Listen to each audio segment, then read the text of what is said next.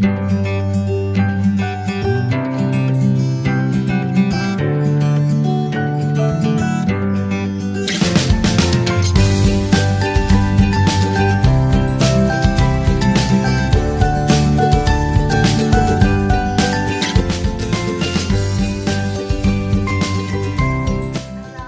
warahmatullahi wabarakatuh. Di sini saya Yuliana Hindika. Kali ini kita akan belajar mengenai permasalahan sosial.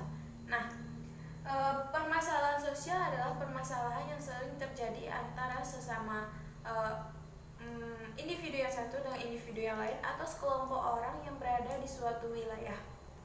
Nah, kali ini yang akan kita bahas adalah mengenai permasalahan di daerah serta kesenjangan sosial. Nah, jenis-jenis permasalahan sosial di daerah serta dampaknya yaitu seperti sampah.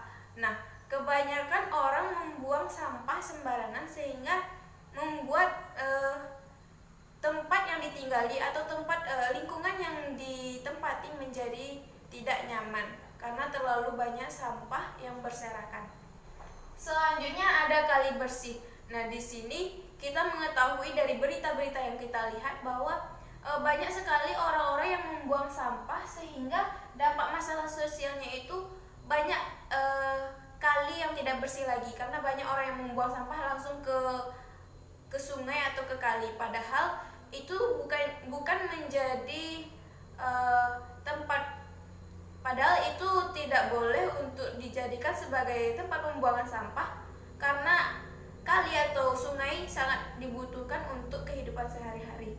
Selanjutnya ada bangunan liar. Nah, untuk membangun sesuatu di daerah atau tempat, kita membutuhkan izin dari pemerintah karena bisa saja tempat yang dijadikan untuk membangun bangunan itu bisa saja berbahaya. Misalnya kita membuat rumah di lereng perbukitan, padahal di situ sudah dilarang, tapi masih saja dibangun. Nah, itu dikatakan bangunan liar. Selanjutnya ada kemacetan lalu lintas. Nah, seperti yang kita ketahui di Indonesia ini banyak sekali orang yang menggunakan kendaraan pribadi, sehingga ketika jam pulang sekolah atau jam pulang kantor banyak kendaraan yang sekaligus langsung lewat, sehingga terjadilah kemacetan yang sangat mengganggu. Selanjutnya ada putus sekolah. Nah, di Indonesia masih banyak orang yang memiliki kekurangan biaya untuk melanjutkan sekolah ataupun kekurangan biaya untuk melanjutkan kehidupan. Putus sekolah yang banyak terjadi di Indonesia ini banyak disebabkan karena kurangnya biaya, walaupun pemerintah telah menetapkan sekolah gratis 12 tahun, tetapi tentu saja untuk fasilitas misalnya buku ataupun memfotokopi tugas tentu saja itu ditanggung oleh diri sendiri, sehingga masih banyak orang yang tidak mampu terhadap untuk melanjutkan sekolah. Selanjutnya ada pengangguran. Nah, pengangguran di Indonesia ini terbilang cukup tinggi karena banyak orang yang tidak memiliki pekerjaan atau banyak orang yang tidak memiliki inovasi untuk menciptakan lapangan pekerjaan sehingga dapat mengurangi pengangguran di Indonesia. Selanjutnya ada kenakalan remaja. Nah, dapat kita lihat akhir-akhir ini banyak sekali kenakalan remaja yang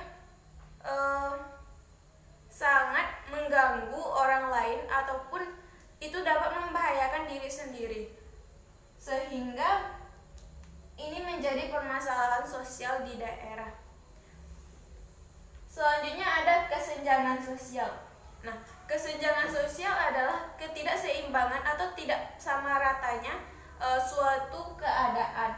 Misalnya pada kesenjangan sosial ekonomi, kadang kita dapat melihat di sebelah gedung-gedung tinggi atau perumahan yang mewah terdapat rumah-rumah kecil yang sangat memprihatinkan atau kadang bisa dikatakan tidak layak pakai.